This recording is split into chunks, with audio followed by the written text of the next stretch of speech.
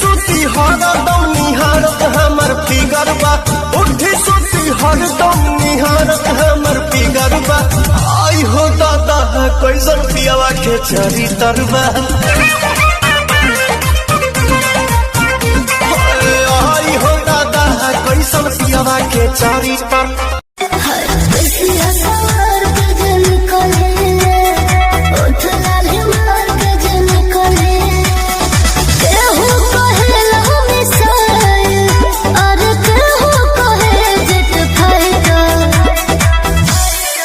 हो जेने जालू ने अगिए लगावेलू जन लड़की हम की लाइटर। पहले पहले जब आई गवनवा मोरे सासू से झगड़ा हो गया, बारी बलम पर दिसवा बितावे, बारी बलम पर दिसवा बितावे, उलझन में सवेरा हो गया। जब खिसी प्यार से मनावस रामा, अपने ही हाथे हमके मुँह में खियावस रामा, अपने ही हाथे हमके ऊंचा आवाज में न बोलस।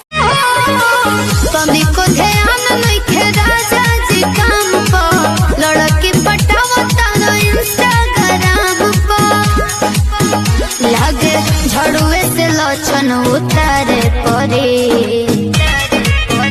तू सुधार जाइबो कि सुधारे परे, तू सुधार जाइबो कि सुधारे परे, तू सुधार जाइबो कि सुधारे परे। सब दिन से मिलके आइलो सती हाना भिड़िए राजा, हमारा से दूर रहो से नूर के किरिएगा। तोनी कोमर दबा गए राजा, तोनी तेलवा लगा गए राजा, एक तो बॉडी में उठता दर्द, जोनी बोझा तुला गए राजा। जनी लाइक कि मारे मुझसे बड़ा दुख भागेला,